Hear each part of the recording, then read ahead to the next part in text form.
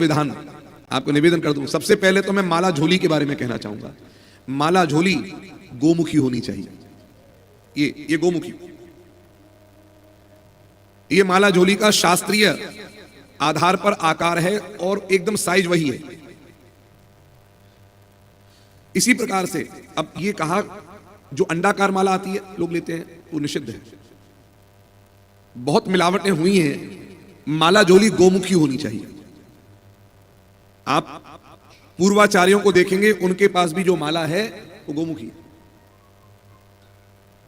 शास्त्रों में इसका उल्लेख है, गोमुखादौ ततो माला गोपयेन मातृजारवत वस्त्रेणाच्छाय चकरम दक्षिणम यह सदा जपेत।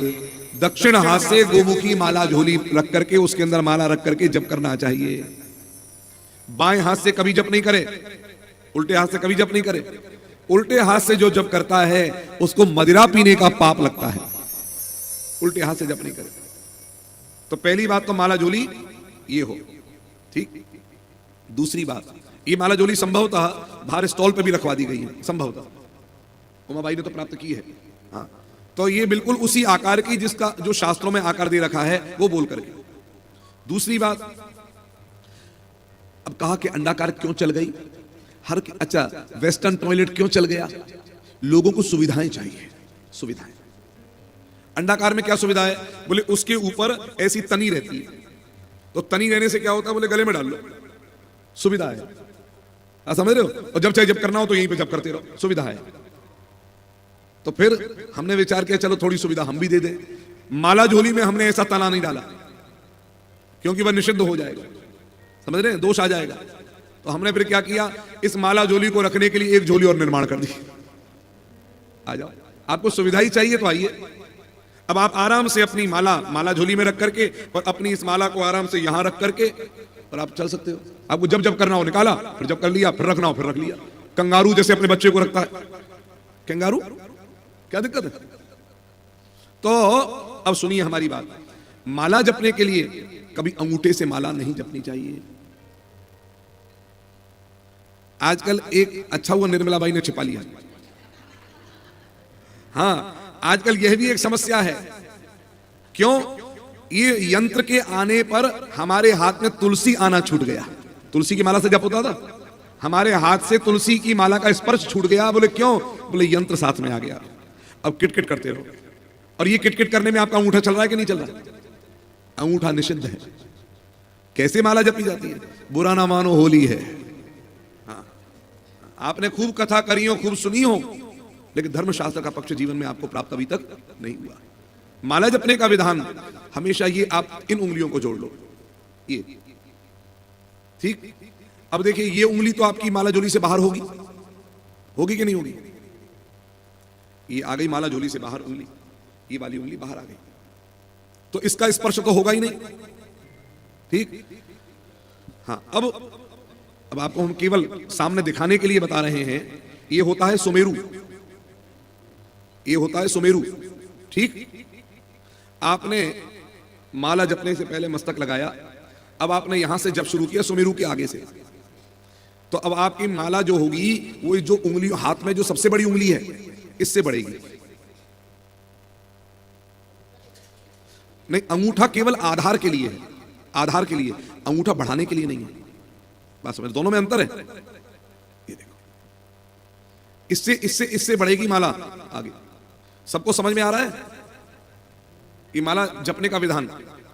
और जब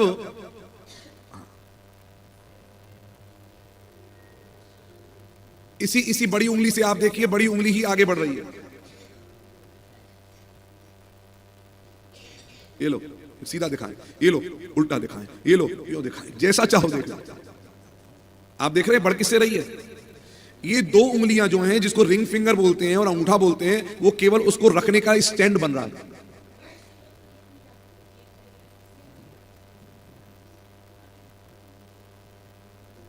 आप समझ गए? अब ये करते करते करते करते जब हमारी माला यहां सुमेरु तक आ जाए, तब आपको सुमेरु लांगना नहीं है, बल्कि फिर एक अंगूठा यूं नीचे करना, फिर उसके बाद फिर पलट देनी है माला। ये माला जपने का विधान है। ये समझ में आ गया आपको? नारायण हरि। इस प्रकार से माला झोली के माध्यम से, गोमुखी माला झोली में तुलसी की माला रख करके, तुलसी माला में इसलिए बोल रहा हूं, जो जब करना चाहे आप कर सकते हैं। हाँ, विशेष कोई कामना अगर है कि हमारी विशिष्ट ये कामना है, तो उनके लिए माला अलग होगी, झोली तो वही होगी, माला अलग होगी। जैसे अगर कोई कन्या अपने पति की प्राप्ति के लिए गौरी की आराधना कर रही है, तो तुलसी की माला नहीं, वहां पर हरिद्रा की माला चलेगी, लाल चंदन की माला चलेगी, अथवा कमलगट्टा की माला चलेगी। ये हम केवल संकेत कर रहे हैं।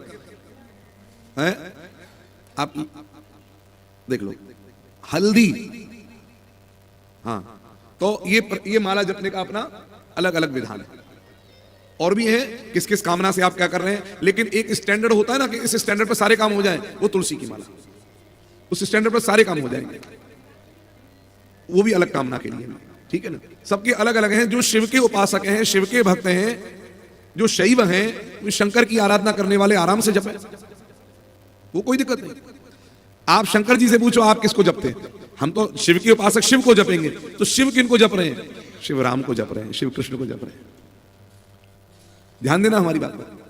तो ये कुमारी कन्याएं जो हैं, जो 10 वर्ष से अधिक नहीं है, वे कृष्ण को पति रूप में पाना चाहती हैं, इसलिए उन्होंने कृष्ण के साथ पति का संबंध जोड़ा है। अतएव उनको शिक्षा देने के लिए कृष्ण ही, जैसे एक पति अपनी पत्नी को शिक्षा देता है, तो कैसे दे? बोले फिर उसी स्तर से उनको सिखाना पड़ेगा। डंडा हाथ में लेकर बाप बन के थोड़ी आएंगे, गलत पहनो, कपड़े पहना करो, फिर ना। भगवान ने भी, कृष्ण ने विचार किया कि मुझे पति रूप में चाहती हैं, तो मैं भी इनको वस्त्र इनके चुरा करके इनको शिक्षा दूं पति रूप में। आप समझ गए बात को हमारी? जो जिस स्तर का विद्यार्थी है, उसको उस स्तर पर ही जाकर के शिक्षा देने का कार्य भगवान श्री कृष्ण जो जगत गुरु हैं उनका है।